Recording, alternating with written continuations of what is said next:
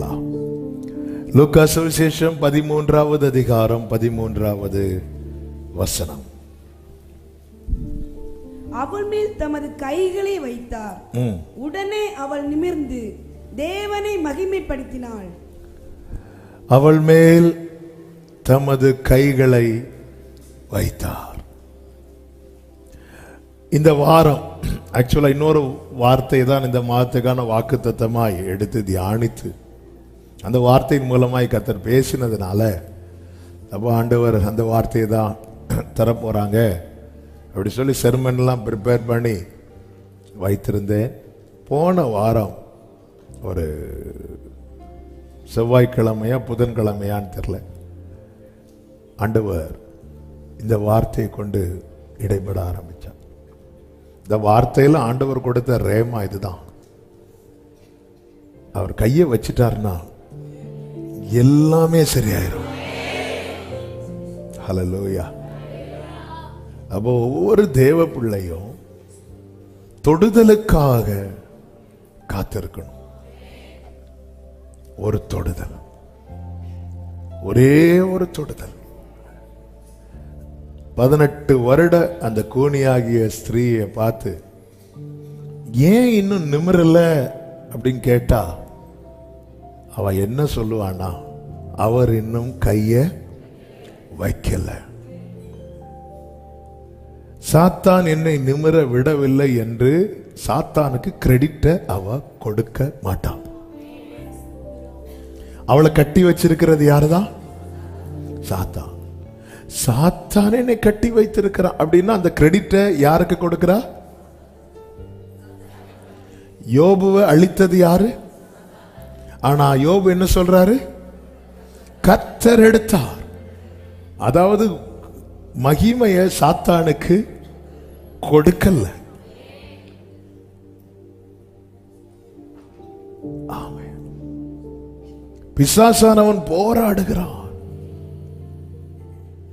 அவ்வளவா போராடுகிறான். வேதம் சொல்கிறது கர்த்தர் காற்றை அதட்டி அப்படிங்கிறார். அப்போ உன்னை பார்த்து எதை பார்த்து யாரை கர்த்தர் அதட்டுறாரு? பிசாசு அதட்டுவார். அப்போ வாழ்க்கையில் கிளைமேட் சேஞ்ச் ஆகும் போது கூட ஒரு தேவ பிள்ளையின் வாழ்க்கையில எதை வச்சு பயன்படுத்தலாம் தான் பார்ப்போம். வீழத்தல்ல, அக்கினி இறங்குச்சு, காற்று வந்துச்சு, மனுஷங்க வந்தாங்க. யோபுவின் வாழ்க்கையில எதை வைத்து இவர்களை அடிக்கலாம், எதை வச்சு எங்க கை வைக்கலாம். அப்புறமா வெல்த்ல கை வச்சான், ஹெல்த்ல கை வச்சான். ஆனா ஆண்டவர் ஒரு எல்லையை போட்டுட்டார், அவன் ஜீவனை மாத்திரம் தொடாத. அதனாலதான் இன்னும் உயிரோடு இருக்கிறோம், காக்கப்படுகிறோம். ஏன்னா ஆண்டவருக்கு திருப்பி எல்லாத்தையும் தருவதற்கு நீ உயிரோடு இருந்தா போதும். அல்லேலூயா. நீ உயிரோடு இருந்தா போதும். ஆமென். ஏன்னா யோபு இருக்கணும். ஆண்டவர் சிலது காரியத்தை நம்ம பார்க்கணும்னு ஆண்டவர் விரும்புவார். சில காரியத்தை நம்முடைய தலைமுறை பார்க்கணும்னு ஆண்டவர் விரும்புவார். ஆமென். நான் இன்றும் அவர் கிருபையினால ஜீவனோடு இருக்கிறேன்னு சொல்றவங்க கைகளை உயர்த்தி. அப்போ இது சாத்தானுக்கு தெரிஞ்சதுனால தான் அடுத்து எந்த எண்ணத்துக்குள்ள கொண்டு வருவான் தெரியுமா? தற்கொலை. பாத்தீங்களா? யோபுவின் மனைவி யோபுவை பார்த்து என்ன சொல்லுவாங்க? நீங்க ஜீவனை விட்டுருங்க, நீங்க செத்துருங்க, நீங்க செத்துருங்க, நீங்க செத்துருங்க. இது ஏன்னா அவன் ஸ்மெல் பண்ணிட்டான். பயங்கரமான ஆள் இந்த பிசாசு, தந்திரமானவன். பிசாசின் தந்திரங்கள் நாம் அறியாதவைகள் அல்லவே. அவனுக்கு அதனாலதான். அப்ப இவன் இருந்தா தானே அவர் செய்வார். யோபு சொல்றார், எனக்கு ஜீவனை தந்ததும் அல்லாமல் தயவையும் பாராட்டினீர். உம்முடைய பராமரிப்பு என் ஆவியை காப்பாற்றினது. கர்த்தருக்கு மகிமை உண்டாவதாக. இந்த வேத பகுதியிலிருந்து ஒரு சில காரியங்களை நான் சொல்லி ஜெபிக்க விரும்புகிறேன். அதனுடைய 11வது வசனத்தை வாசியுங்கள். அப்பொழுது 18 வருஷமாய் பலவீனப்படுத்தும் ஆவியை கொண்ட ஒரு ஸ்திரீ அங்கே இருந்தாள். அவள் எவ்வளவு நிமிரக்கூடாத கூனியாய் இருந்தாள். 18 வருஷமா பலவீனப்படுத்தும் ஆவியை கொண்ட ஒரு ஸ்திரீ அங்கே இருந்தாள். அவள் எவ்வளவும், அப்போ இவளுக்கு இந்த பலவீனம் எப்ப ஸ்டார்ட் ஆச்சு? 18 வருஷத்துக்கு முன்னாடி. சில பலவீனம் ஆரம்பத்தில் என்ன செய்யாது, தெரியாது. ஆனா போக போக தான் தெரியும். பைபிள்ல அந்த நம்பர்லாம் அப்படியே எழுதியிருக்கு பாருங்க. 38 வருடமாய் ஒருவன் எங்க இருக்கிறான்? பெதஸ்தா குளக்கரையில் இருக்கிறான். இந்த 18 வருஷமும் எவ்வளவு நிமிர முடியாத நிலையிலும் இவள் ஆலயத்துல தான் இருக்கிறா. அப்படின்னா கண்டிப்பா இந்த 18 வருஷமும் எங்க தான் வந்திருப்பா? கொஞ்சம் சில சொல்லுவாங்க, எனக்கு கொஞ்சம் முடிஞ்சிருந்தா நான் எங்க வந்திருப்பேன்? சர்ச்சுக்கு வந்திருப்பேன். இவளுக்கு கொஞ்சமும் முடியல. அப்படி இருந்து எங்க வரா? ஆலயத்துல வரா. அப்போ இவளுடைய ஆரோக்கியமான காலத்துல தேவ சமூகத்தில் இருக்கிறவள். இந்த 18 வருஷத்துல இந்த 18, அவளுக்கு வயது 18 கிடையாது. இந்த வியாதி, இந்த கட்டு, அதுவும் பாருங்க, பலவீனப்படுத்தும் ஆவியை. அப்போ ஒரு ஆவி பலவீனப்படுத்துதுன்னா அது எதனால கியூர் ஆகாது தெரியுமா? மருந்துனால கியூர் ஆகாது. நார்மலா பலவீனம் வரும் இயற்கையாவே. எனது மாம்சம் என்னது? பலவீனம் உள்ளது. அதுக்கு மெடிசின் என்ன ஆகும்? செட் ஆகும். ஆனா இந்த ஆவி பலவீனப்படுத்துது தெரியுமா? சிலருக்கு இந்த பிசாசு தலைவலி கொடுத்தான்னு வைங்களா, தலைவலிக்கு மாத்திரை போட்டா நார்மலா தலைவலி வரும் தெரியுமா? கேட்கும். நான் சொல்றது எத்தனை பேருக்கு விளங்குதுன்னு தெரியல. அன்னைக்கு தலைவலி வந்துச்சு, இதுதான் போட்டேன், எனக்கு உடனே போச்சு. இப்போ தலைவலிக்கு அது போடுற என்ன செய்ய மாட்டேங்குது. 12 வருட பெரும்பாடுள்ள ஸ்திரீய அவ பார்க்காத டாக்டர்ஸ் கிடையாது. அப்ப அவளுக்கு அங்க என்ன தேவைன்னா, அவரிடத்திலிருந்து என்ன புறப்பட்டுச்சான்? வல்லமை. வல்லமை புறப்பட்டது. 18 வருஷம், இந்த 18 இயர்ஸ்ல இவளுடைய சாட்சி என்ன? 18 வருடம் அவளுக்கு சொல்லும்படியா ஒண்ணுமே இல்லை. தேவனை ஆராதிக்கிற ஒருவளுக்கு 18 வருஷம். ஆமே. அவளுக்கு சொல்லணும்னு ஆசை, நான் உயிரோடு இருக்கிறேன். சாட்சி சொல்ல மைக்கு ஸ்டாண்ட்ல வச்சா அம்மா கீழே இருப்பாங்க. 18 வருஷம் சொல்லும்படியா எனக்கு கடந்த நாளில் இத மெடிடேட் பண்ணிட்டே இருக்கிறது, எனக்கு ஒரு கேள்வி வந்துச்சு. கேள்வி வருதுனாலே ஆவியானவர் ஏதோ ஒன்று பேச வராருன்னு அர்த்தம். இவ கண்டிப்பா இந்த வசனத்தை கேட்டிருப்பால, உங்களுடைய முந்தின சீரை பார்க்கிலும் நற்சீர் உண்டாக செய்வேன். சும்மா அடிக்க கூடாது, வசனத்தை கரெக்டா சொல்லணும். உங்களுடைய முந்தின சீரை பார்க்கிலும் எங்க இருக்கு? எசேக்கியேல் 36 எடுக்க வேண்டாம், 11.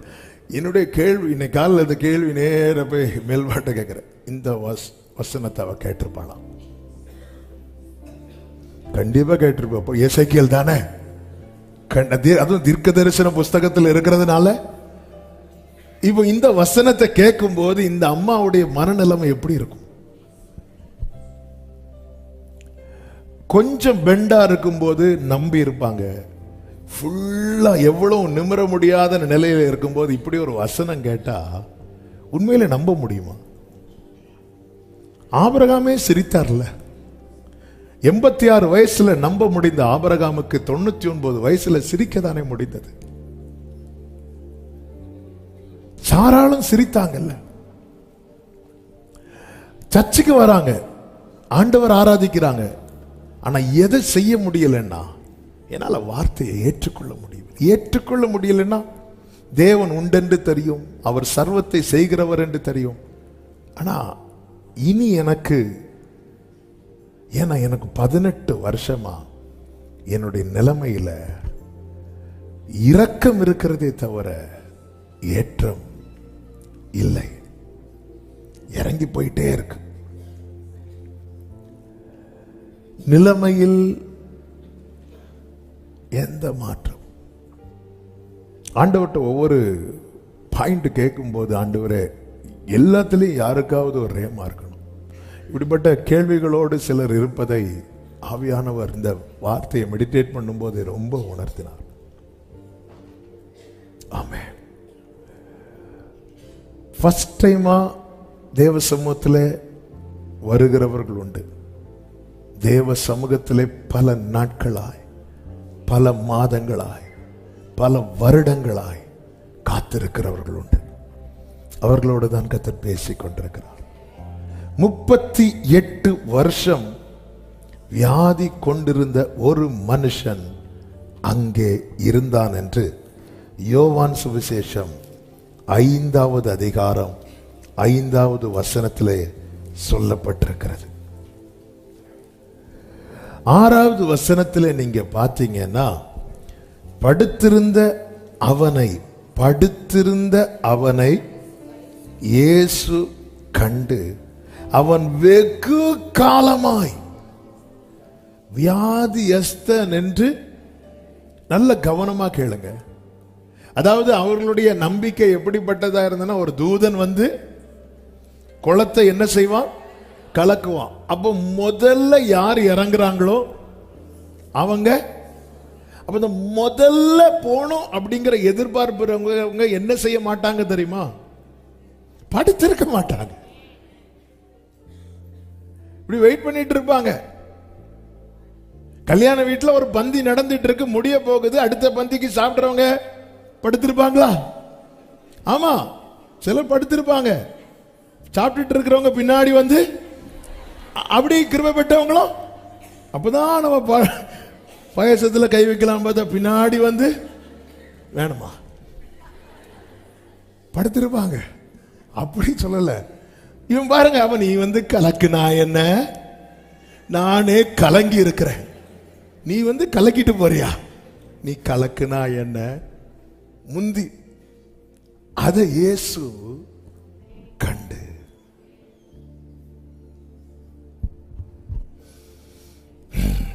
இயேசு பார்க்கிறார். இயேசு எதெல்லாம் பார்க்கிறார் பாத்தீங்களா? அதனாலதான் அவன்கிட்ட கேட்கிறாரு, நீ விரும்புறியா? அப்படிதான் கேட்பாரு. படுத்திருந்த அவனை இயேசு கண்டு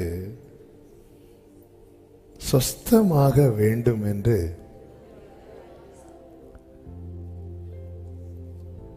ஒரு குறிப்பிட்ட காலம் வரைக்கும் தான் நமக்குள்ள எதிர்பார்ப்பும் விருப்பமும் இருக்கும். அது தாண்டிட்டுனா அப்படியே பழகிரும். அதனாலதான் 86வது வயசுல எதிர்பார்ப்பு இருந்ததுனால ஆபிரகாம் கேட்டான், அடியேனுக்கு என்ன தருவீர் என்று. 99வது வயதுல எதிர்பார்ப்பு இல்லாததுனால ஆபிரகாம் சொன்னான், இஸ்மவேல் உமக்கு முன்பாக பிழைப்பானாக.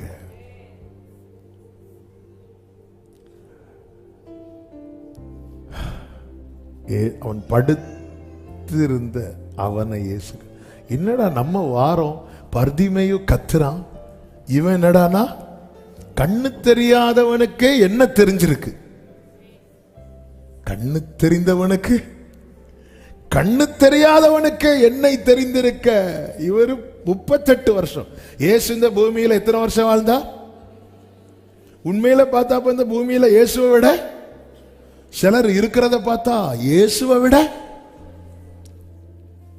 நாங்கள் எத்தனை கேட்டாச்சு, எத்தனை பார்த்தாச்சு, என்ன கேட்டோம், என்ன பார்த்தோம், நமக்கு தெரிஞ்சதெல்லாம் கொஞ்சம் தான், ஒண்ணுமே இல்லை. 3.5 வருஷம் மார்பில் சாய்ந்திருந்த யோவான் பத்மு தீவுல இயேசுவை கண்டபோது நிக்க முடியாம கீழே விழுந்தான். இயேசுவை அறிகிற அறிவிலே வளர முடியுமே தவிர இயேசுவை முழுமையா யாருக்கும் அறிந்து முடிக்க முடியாது. காரணம், அவர் பாதி அல்ல, அவர் ஆதி, அவர் அந்தம், He is Alpha and Omega. Hallelujah. Amen. மனுஷன் புதுசா கண்டுபிடிச்சு ராக்கெட் விடுறான், என்னெல்லாமோ விடுறான். அவனுக்கு எவ்வளவு தூரத்தை தொட முடியுமோ அவ்வளவு தூரத்தை தொடுகிறான். பரலோகத்தில் வீற்றிருக்கிறவர் சிரிக்கிறார், மனிதனே உன்னால எவ்வளவு தூரத்தை தொட முடியுமோ, எவ்வளவு உயரத்தை தொட முடியுமோ அதுக்கு எத்தனையோ மடங்கு மேலதான் என் சேரைய நான் போட்டிருக்கிறேன் அப்படிங்கிறான். வானம் அவரது சிங்காசனம், பூமி அவரது பாத பீடம். அவன் படுத்திருக்கிறான். ஏன்னா அவனை குறை சொல்ல முடியாது. 38 நாட்கள் அல்ல, 38 மாதங்களும் அல்ல, 38 years, 38 வருஷம். 2024 இருந்து அப்படியே பின்னாடி 38 கழிச்சா எத்தனை வருஷம் இருக்கும்? இப்போ டைம் இல்லை நமக்கு. அத்தனை வருஷத்துல இருந்து இந்த பிரச்சனையில இருக்கிறான். ஆமென். ஹல்லேலூயா. 38 வருடம், 18 வருடம், 12 வருடம் இயேசு கண்டு. என் நிலைமையில இன்னும் எந்த மாற்றமுமே இல்லை ஆண்டவரே.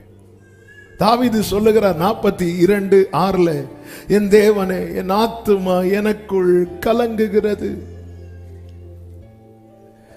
ஆகையால் யோர்தான் தேசத்திலும் எர்மோன் மலைகளின் சிறு மலையிலும் இருந்து உம்மை நினைக்கிறேன்.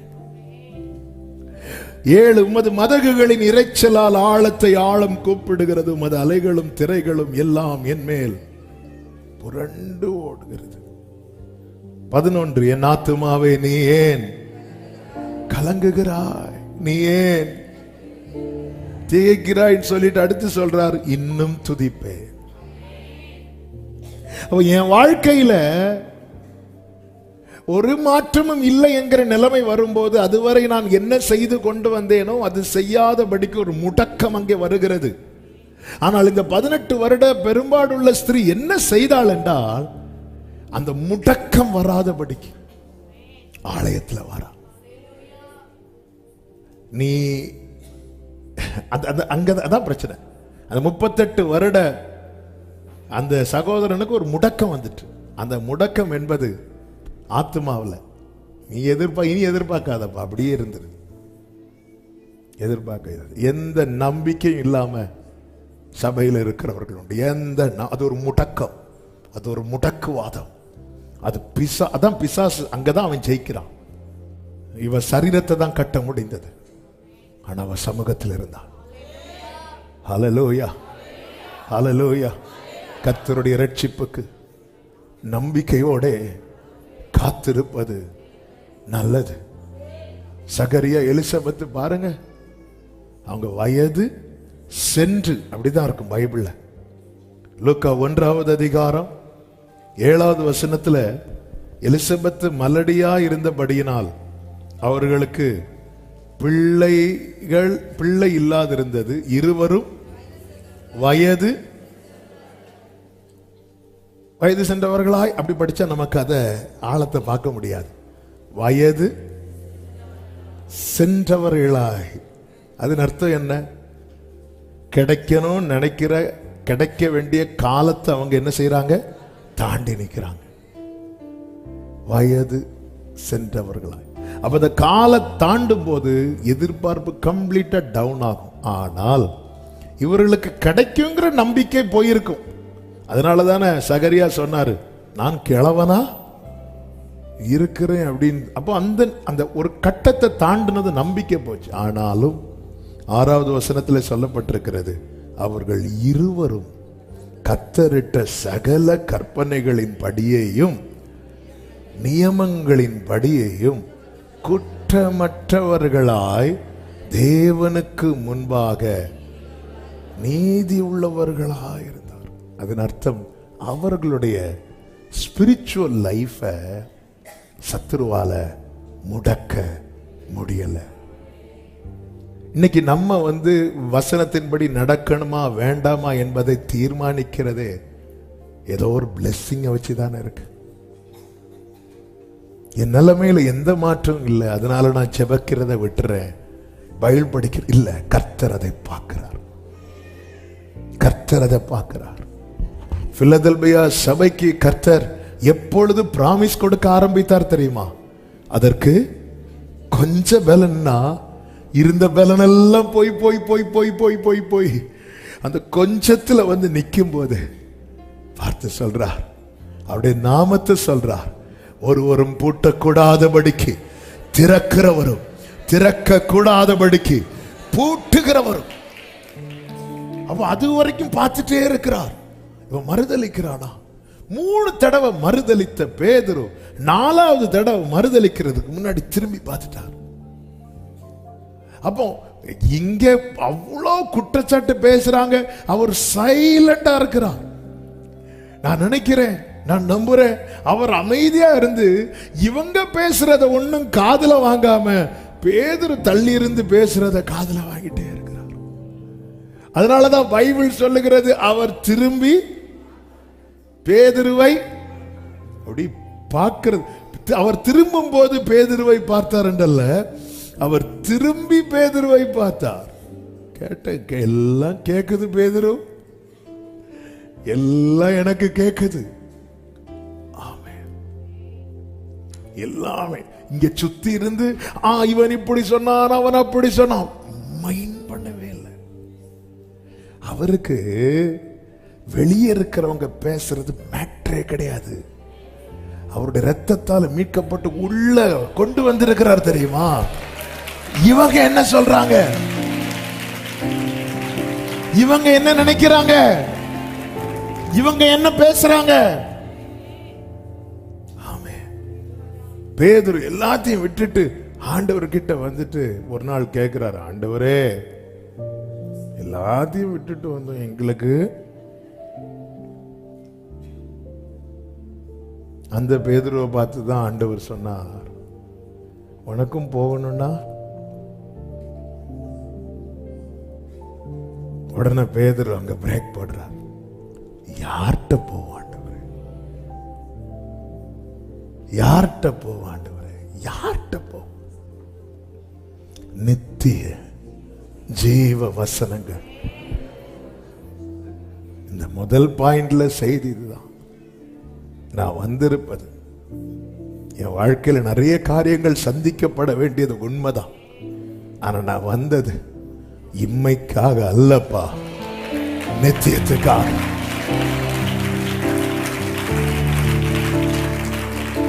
நாளை உங்க சமூகத்துல நானும் என் குடும்பமும் நிக்கணும். கிருபையின் வாசல் அடைபடும் முன்னே அந்த கிருபையின் கிறிஸ்து என்கிற பேழைக்குள்ள நானும் குடும்பமும். ஹல்லேலூயா. கிருபை எப்படி பேழையின் வாசல் அடைபடுவதற்கு முன்னமே நோவாவும் குடும்பமும் அந்த பேழைக்குள்ள என்றானாங்களோ, ஹல்லேலூயா. அந்த கிருபையின் வாசல் ஒரு நாள் அடைபடும் சகோதரி, ஒரு நாள் அடைபட போகிறது சகோதரா. அதற்குள்ள நம்ம ஒரு போட்டோல நம்ம ஃபேமிலியில ஒரு பர்சன் மிஸ் ஆனாலே நம்ம ஃபீல் பண்ணுவோம் இல்ல, போட்டோல. ஆமே. சில மாதத்துக்கு முன்னாடி ஒரு ஃபேமிலி வந்து போட்டோ எடுக்கிறாங்க. எடுக்கும்போது ஒரு கேப் விட்டு எடுக்கிறாங்க. ஏன்னா அந்த ஃபேமிலியில் ஒரு ஆள் வெளியே படிச்சுட்டு இருக்கிறாங்க. எதுக்கு கேப் விட்டு எடுக்கிறாங்க அப்படின்னா, புறம் எடிட் பண்ணினாங்க பாருங்க. ஒரு போட்டோல ஃபேமிலியில ஒரு நம்பர் குறையுதுனாலே நமக்கு எவ்வளோ ஃபீல் ஆகுது மகிமையில. அப்போ உனக்கு நிமிர வேண்டாமா? வேணும் வேணும். அப்போ உனக்கு கடன் மாற வேண்டாமா? மாறணும். அப்போ இன்னும் மாறலையே, அது அவர்கிட்ட கேளு. அப்போ நீ ஏன் சர்ச்சுக்கு வர? நான் வருவேன். நான் ஒரு காலத்துக்காக அவரை தேடவில்லை, காலா காலமாய் அவரோடு இருக்க முடியும்.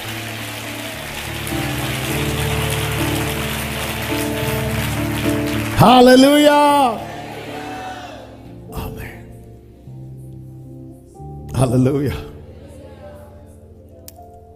18 வருஷம் எந்த மாற்றமும் இல்லை.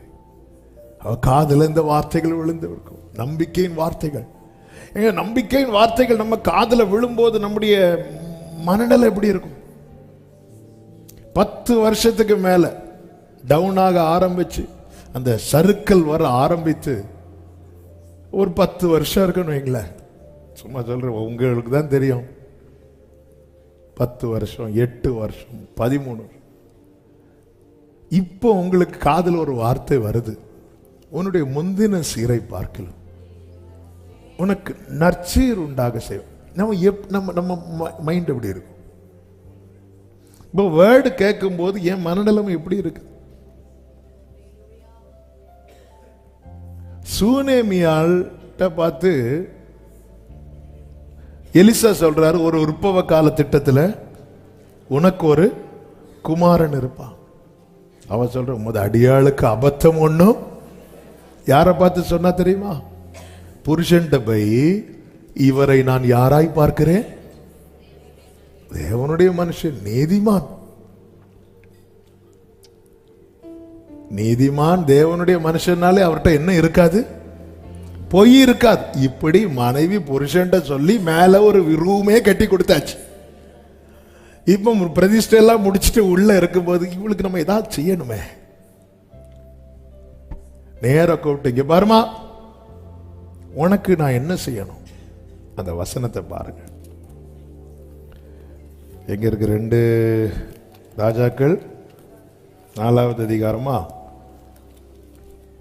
4வது அதிகாரம் 13வது வசனத்துல,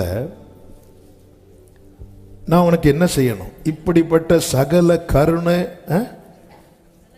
கருணையோடும் எங்களை விசாரித்து வருகிறாயே, உனக்கு நான். பாருங்க, அவளுடைய நற்கிரியை ஸ்டாப் பண்ணல. எனக்கு ஆண்டவர் எதுவும் செய்யல, அதனால நான் இனி ஊழியம் செய்ய மாட்டேன், ஊழியத்துக்கு நான் எதுவும் செய்ய மாட்டேன், சர்ச்சில் வந்து நான் எதுவும், அப்படியெல்லாம் கிடையாது. அதெல்லாம் அதான் கர்த்தர் பார்க்கிறார்.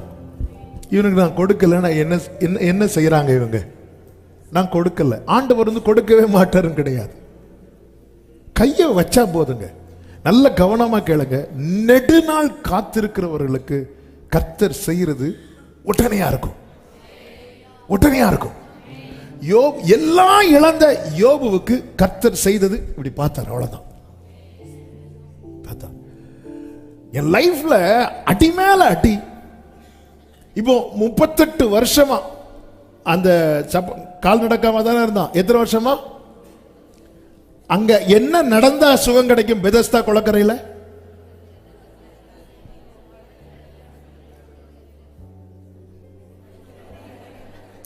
குளத்தை கலக்கும் போது தண்ணீர்ல வருஷா வருஷம் வரவங்க இறங்கி சுகம் ஆயிட்டு போறாங்க. இவர் எத்தனை வருஷம் இருந்தாரு? இவனை கர்த்தர் குளத்துல இறங்க விட்டாரா? இல்ல. ஏன்? அவன் காத்திருந்த, அவன் இருந்த அந்த நிலைமையில எத்தனை வருஷம் இருந்தான் தெரியுமா? 38 வருஷம். அதனால கர்த்தர் அவனுக்கு கொடுத்த கிஃப்ட் அந்த பெதஸ்தானாலே ஹவுஸ் ஆஃப் மெர்சி, இரக்கத்தின் வீடு. இரக்கத்தின் வீட்டுல ஒருத்தன் 38 வருஷம் இரக்கம் கிடைக்காம இருக்கிறான். அவனுக்கு கிடைத்த இரக்கம் என்ன தெரியுமா? மற்றவங்க எல்லாம் சுகம் கிடைக்கணும்னா இறங்கி ஏறணும். இவனுக்கு கர்த்தர் செய்தது, உன் படுக்கை எடுத்துக்கொண்டு, ஹalleluya, ஆமென், என்ன ரொம்ப நாள் காத்திருக்க வைக்கிறாரா? என் வாழ்க்கையில செய்ய ஆரம்பிச்சிட்டாருன்னா டக் டக் டக் நடக்கும், உடனே நடக்கும். ஆமென் சொல்லுங்க பார்க்கலாம். இந்த சுனேமியால எல்லாருமே திருமணம் முடிஞ்சு பாருங்க, 20 வருஷம் காத்திருக்கிறவங்களும் ஜெபிக்க வராங்க. மேரேஜ் முடிஞ்சு 2 மாசம் ஆனவங்களும் ஜெபிக்க வராங்க. ஆமென். வந்து நான் கேட்பேன், எத்தனை வருஷம் ஆச்சு அப்படின்னு. ரீசெண்டா ஒரு ஃபேமிலி வந்தாங்க, 2 மாசம் ஆச்சு, இன்னும் ஒண்ணுமே விருந்து முடியவே 3 மாசம். ஆமென். அதனால உங்கள் எதிர்பார்ப்பு வீணாகாது, வாக்கிய பண்ணுவார். ஏன்னா இப்ப ஃபுல் இந்த ஃபாஸ்டா ஓடிட்டு இருக்கிறதுனால இன்னைக்கு மேரேஜ் முடிஞ்சா நாளைக்கே 2 மாசம் ஆச்சு.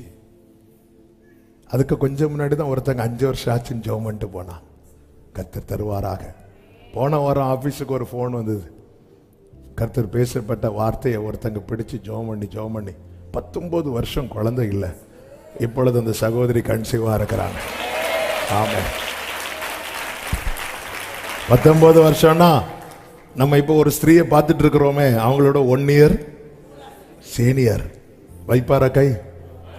வைப்பாரா? வைப்பாரா? வைக்க போகிறார், வைக்க போகிறார். எங்க வைக்கணுமோ அங்க வைக்க போகிறார். நல்ல கையை தட்டி சலமா மாறே நித்திய கண்மாலையே,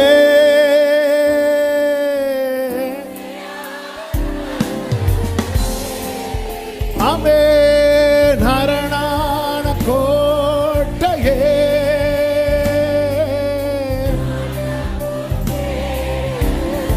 உம்மை என்றும் நம்பியுள்ளேன், உம்மை என்றும்.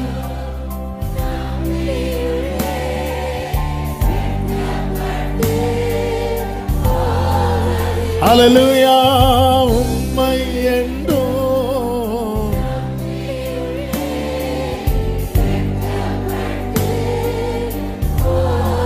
ஆமென். வெட்கப்பட்டு நான் வெட்கப்பட்டு. அந்த வசனத்தை வாசிங்க, 2 ராஜாக்கள் 4:13. அவன் கேயாசியை பார்த்து, இதோ இப்படிப்பட்ட சகல சலகரணையோடும் எங்களை விசாரித்து வருகிறாயே, உனக்கு நான் என்ன செய்ய வேண்டும்? உனக்கு நான், நல்ல கவனமா கேளுங்க, இவ வாழ்க்கையிலையும் குழந்தை கிடையாது, ஆனா தேவ சமூகத்தில் இருக்கிறான். எதுக்குங்க மேல ஒரு ரூம் கட்டி கொடுத்தா? அந்த சமூகம், அந்த பிரசனம் அந்த வீட்டுல தங்கி இருக்கணும் தானே. சமூகத்தில் இருக்கிறான். சமூகத்தில் ரொம்ப டைமா இருக்கிறவங்கள மற்றவங்கெல்லாம் இந்த ஷார்ட் டைமா இருக்காங்க தெரியுமா, அவங்க ஆண்டவரே எனக்கு இதை செய்வீரா அதை செய்வீரான்னு கேட்கும் போது, ரொம்ப டைமா இருக்கிறவங்களை பார்த்து அவர் கேட்கிறாரு, நான் உனக்கு என்ன செய்யணும்?